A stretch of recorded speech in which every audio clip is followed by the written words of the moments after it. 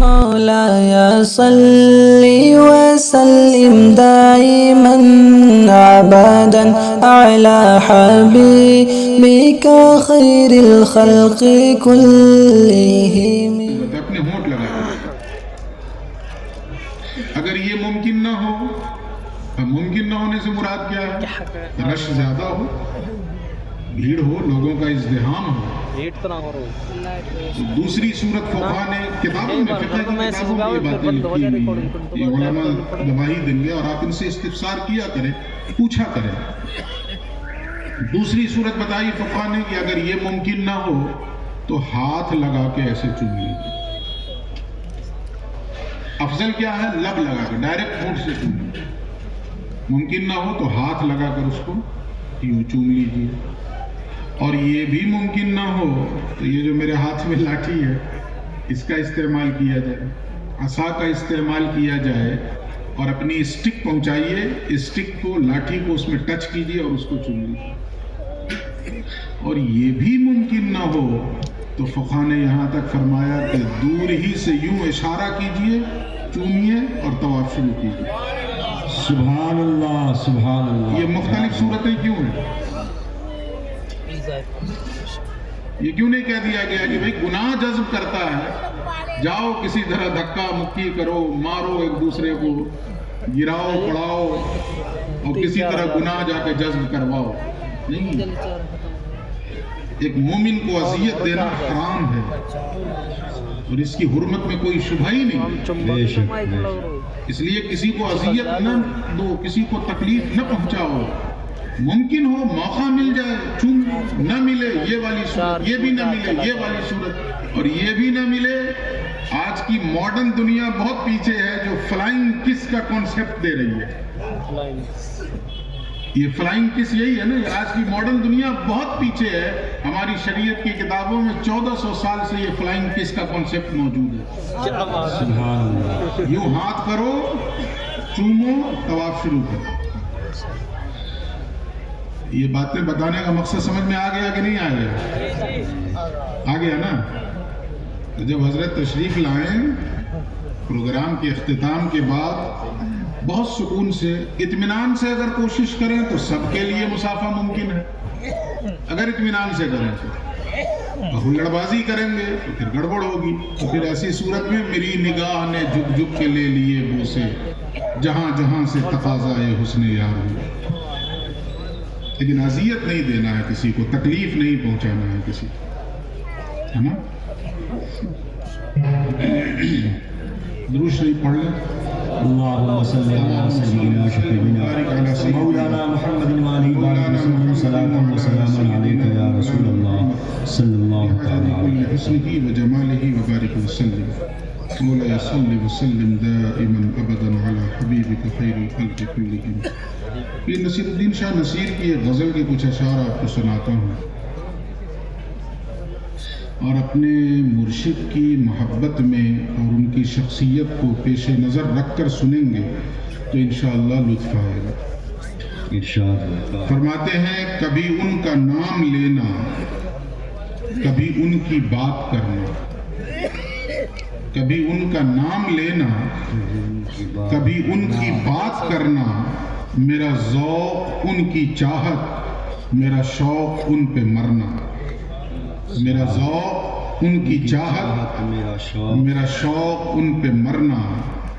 اور وہ کسی کی جھیل آنکھیں، وہ میری جنوں مزاجی. وہ کسی کی جھیل آنکھیں، وہ میری جنوں مزاجی. کبھی ڈوبنا ابھر کر، کبھی ڈوب کر ابھرنا. سبحان اللہ. کبھی ڈوبنا ابھر کر، کبھی ڈوب کر ابھرنا. اور یہ بڑا عجیب لفظ استعمال کیا اس شعر میں پیر صاحب نے کہ تیرے من چلوں کا جگ میں یہ عجب چلن رہا ہے. تیرے من چلوں کا جگ میں یہ عجب چلن رہا ہے. نہ کسی کی بات سننا، نہ کسی سے بات کرنا. نہ کسی کی بات سننا، نہ کسی سے بات کرنا. کب؟ جب کسی کی بات مرشد کے مقابل میں آ جائے تب. مرشد کے مقابل میں آ جائے تو نہ کسی کی بات سننا نہ کسی سے بات کرنا. اور کہاں میرے دل کی حسرت، کہاں میری نارسائی، کہاں میرے دل کی حسرت، کہاں میری نارسائی، کہاں تیرے گیسوؤں کا تیرے دوش پر بکھرنا. اور موجودہ حالات پر یہ شعر کی چلے لاکھ چال دنیا، ہو زمانہ لاکھ دشمن. چلے لاکھ چال دنیا، ہو زمانہ لاکھ دشمن، جو تیری پناہ میں ہو اسے کیا کسی سے ڈرنا. کیا بات ہے، سبحان اللہ. جو تیری پناہ میں ہو اسے کیا کسی سے ڈرنا. چلے لاکھ چال دنیا، وہ زمانہ لاکھ دشمن. لیکن پہلے پناہ میں آئیے تو ہم لوگ صرف زبان سے پڑھتے ہیں اعوذ باللہ من الشیطان الرجیم. شیطان مردود سے اللہ کی پناہ میں آیا. بس یہ صرف زبانی کلامی ہے اور کچھ نہیں. گہرائیوں میں اترتے کہاں؟ موبائل میں لگے ہیں اس کے بعد پڑھتے ہیں اعوذ باللہ من الشیطان. اللہ کی پناہ میں ہے کہ موبائل کی پناہ ہے؟ نظر ٹی وی پہ ہے اعوذ باللہ من الشیطان.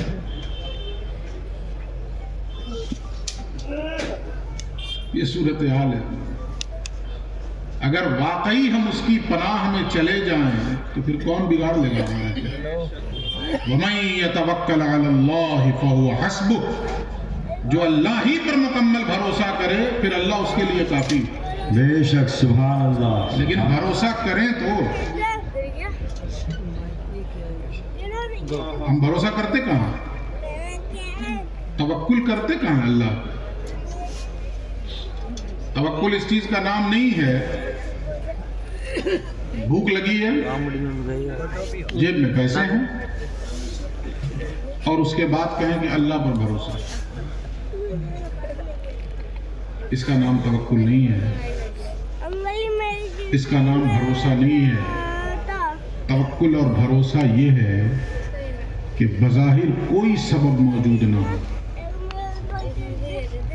بظاہر اسباب بالکل ختم ہو چکے ہوں، معدوم ہوں،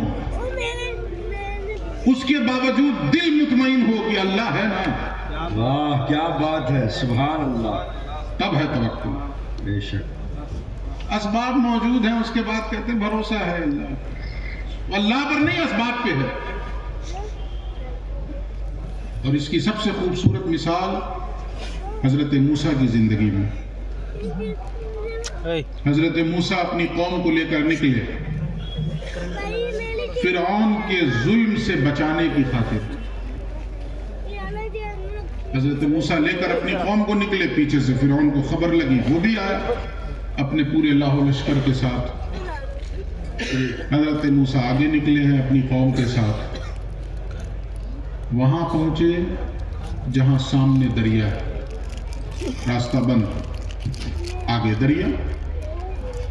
پیچھے مڑ کے دیکھا تو گرد و غبار کا ایک طوفان اٹھ رہا ہے. فرعون اپنے لاہو لشکر کے ساتھ پیچھا کرتا چلا ہے. اب بتائیے بچنے کا کوئی راستہ ہے؟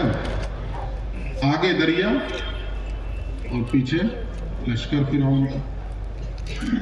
سارے اسباب بظاہر منقطع ہو چکے ہیں کہ نہیں؟ ختم ہو چکے ہیں کہ نہیں؟ بچنے کی کوئی صورت نظر نہیں آ رہی ہے. آگے بڑھتے ہیں تو ڈوبیں گے اور ٹھہرتے ہیں تو دشمن پہنچ رہا ہے، اپنے پورے لاہو لشکر کے ساتھ پہنچ رہا ہے.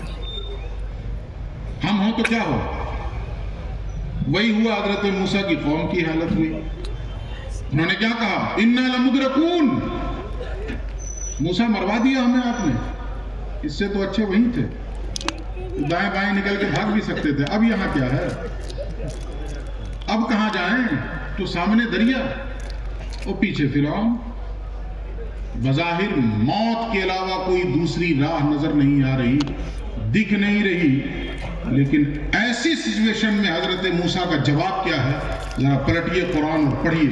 جب ان لوگوں نے کہا اِنَّا لَمُدْرَكُونَ، ہم تو مارے گئے، ہم تو ہلاک ہوئے، ہم تو برباد ہوئے، اس پر حضرت موسیٰ کہتے ہیں کَلَّا إِنَّ رَبِّي مَعِيَ سَيَهْدِينِ. ہرگز نہیں، میرا رب میرے ساتھ ہے جو مجھے راستہ دکھائے. سبحان اللہ. نعرہ تکبیر، نعرہ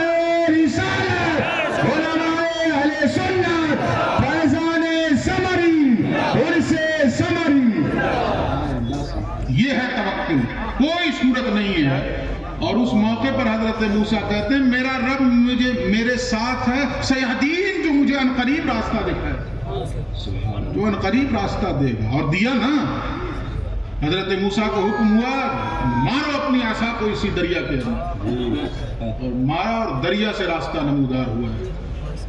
رب وہی ہے، بے شک بے شک، رب نہیں بدلا ہے، نہ اس کی قدرت میں معاذ اللہ کوئی کمی آ گئی ہے۔ بے شک۔ وہ کسی کا ایک بڑا خوبصورت شعر آج یاد آ گیا مجھے، 20 سال پہلے پڑھا تھا وہ کسی اخبار میں۔